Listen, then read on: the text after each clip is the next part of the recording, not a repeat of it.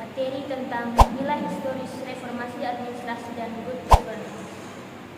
Perlu kita ketahui, reformasi administrasi dan good governance adalah dua konsep penting dalam pembaruan pemerintahan. Keduanya dipengaruhi krisis birokrasi, kegagalan negara, dan tuntutan masyarakat. Yang pertama, nilai historis reformasi administrasi. Reaksi terhadap birokrasi tradisional. Yang pertama, birokrasi Webrian kaku, lambat, tidak responsif, butuh perubahan agar lebih adaptif. Yang kedua, perubahan sosial ekonomi global. Perang Dunia II memunculkan tuntutan pelayanan lebih cepat. Negara harus modern dan responsif. Yang ketiga, kegagalan pembangunan 1960 sampai 1980-an. Banyak proyek gagal karena korupsi dan inefisiensi. Reformasi jadi kebutuhan manajemen negara. Yang keempat, munculnya paradigma baru, yaitu New Public Management yang menekankan efisiensi kinerja inovasi. Pemerintah meniru praktik manajemen swasta. Yang kelima, reformasi 1998. Birokrasi Orde Baru seperti korupsi dan sentralisasi. Muncul desentralisasi, transparansi, dan akuntabilitas. Yang kedua, nilai historis good governance. Yang pertama, krisis kepercayaan publik. Pertama, korupsi dan pelayanan buruk pada 1980 sampai 1990. Kedua, perlu standar tata kelola baru. Yang kedua, pasca perang dingin. UNDP dan World dalam masyarakat good governance. Yang kedua, menjadi standar global pembangunan.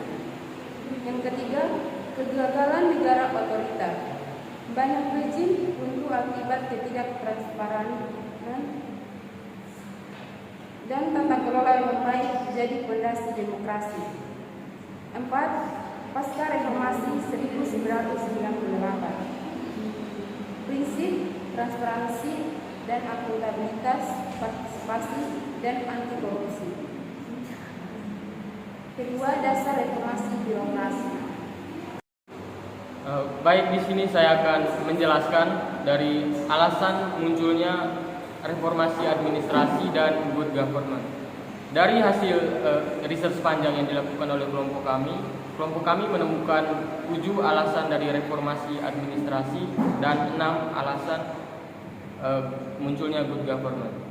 Di sini terlebih dahulu saya akan menjelaskan 7 alasan dari munculnya reformasi administrasi.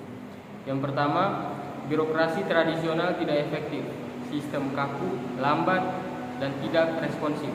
Maka dari itu tidak mampu mengikuti perubahan masyarakat. Yang kedua, korupsi dan inefisiensi. Banyak proyek gagal akibat penyalahgunaan anggaran. Maka dari itu birokrasi tidak profesional.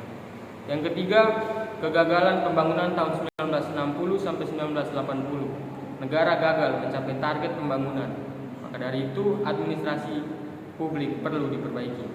Dan yang keempat, tuntutan masyarakat modern. Masyarakat ingin pelayanan cepat dan transparan. Berarti negara harus beradaptasi. Yang kelima, pengaruh global dan teknologi. Globalisasi menuntut negara kompetitif. Berarti teknologi mengubah pola pelayanan publik. Dan yang keenam, munculnya paradigma New Public Management. Efisiensi, inovasi, dan orientasi hasil. Mendorong reformasi birokrasi yang lebih modern. Dan yang terakhir, yang ketujuh, krisis politik dan demokratisasi. Negara perlu memperbaiki legitimasi, reformasi bagian dari demokratisasi. Itu adalah 7 dari alasan munculnya reformasi administrasi. Dan kemudian saya akan melanjutkan untuk membaca alasan dari munculnya good government. Dan yang pertama, alasan munculnya good government, maraknya korupsi. korupsi melemahkan negara, maka dari itu perlu standar etika dan integritas. Yang kedua, kegagalan negara otoriter, rezim runtuh karena tidak transparan. Berarti good government jadi dasar dari demokrasi. Yang ketiga, krisis kepercayaan publik. Pelayanan buruk membuat masyarakat tidak percaya. Pemerintah harus akuntabel dan transparan. Yang keempat, dorongan UNDP, World Bank dan OECD, persyaratan bantuan dan pembangunan, fokus transparansi, rule of law dan partisipasi. Yang keenam, kompleksitas pemerintahan modern, banyak aktor terlibat, maka dari itu perlu koordinasi dan tata kelola yang baik. Dan yang terakhir, yang keenam, kebutuhan pembangunan berkelanjutan, tata kelola baik, berarti pembangunan berhasil. Itu akan menjadi fondasi stabilitas. Berikutnya adalah perkembangan reformasi administrasi dan good governance. Yang pertama, perkembangan reformasi administrasi. Era birokrasi tradisional tahun 1900 sampai 1950, model Weberian kaku, hierarkis, prosedural, dan fokus pada ketertiban dan bukan pelayanan. Kedua, perkembangan reformasi administrasi. Era pembangunan negara tahun 1950 sampai 1980, birokrasi memimpin pembangunan, muncul korupsi dan kegagalan proyek. Yang ketiga, perkembangan reformasi administrasi. Era reformasi modern atau NPM tahun 1980 sampai 1990 berfokus pada efisiensi, kinerja, dan inovasi. Pemerintah meniru manajemen swasta. Keempat, perkembangan reformasi administrasi. Era reformasi dan demokratisasi tahun 1990 sampai 2000, transparansi, akuntabilitasi, keterbukaan, dan Indonesia reformasi tahun 1998. Yang kelima, perkembangan reformasi administrasi. Era pemerintah digital tahun 2000 sampai sekarang, e-government, layanan online, inovasi publik, dan fokus pada kecepatan dan transparansi.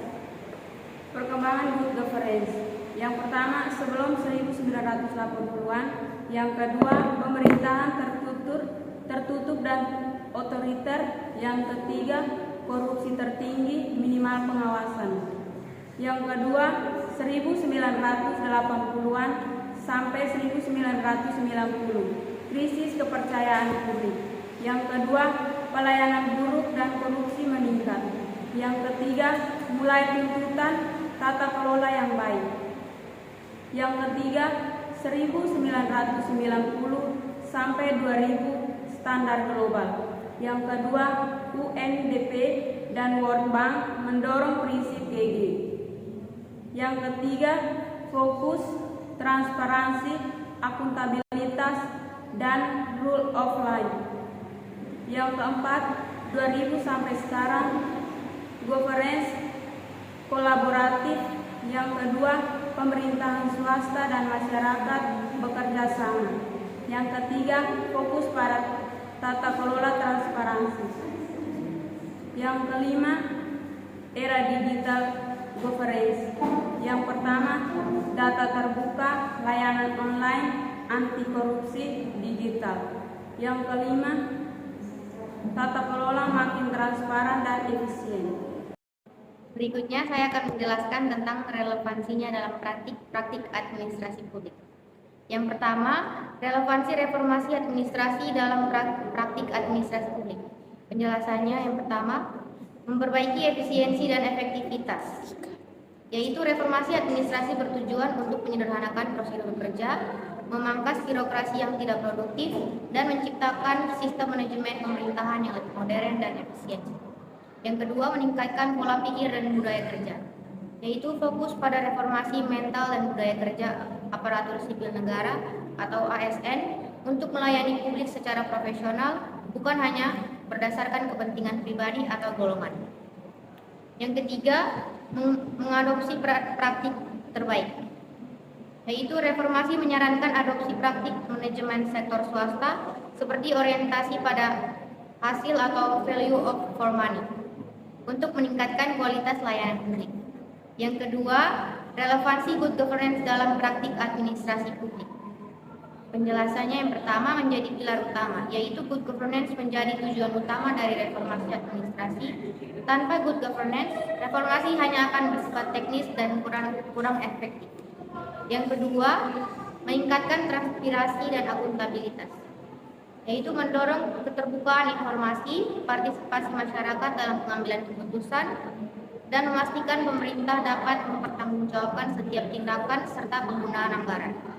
Yang ketiga, mewujudkan layanan publik yang berorientasi pada masyarakat, yaitu prinsip ini menuntut pelayanan publik yang responsif terhadap kebutuhan masyarakat, bukan sebaliknya, untuk membangun kembali kepercayaan publik yang mungkin menurun akibat pelayanan yang buruk. Yang keempat, mencegah korupsi, kolusi, dan nepotisme. Dengan prinsip yang kuat seperti transparansi dan akuntabilitas, good governance membantu mencegah terjadinya praktik KKN dalam pemerintahan. Baik, sekarang saya akan menjelaskan contoh-contoh kasus dari reformasi administrasi. Yang pertama, reformasi birokrasi di Indonesia atau model NPM.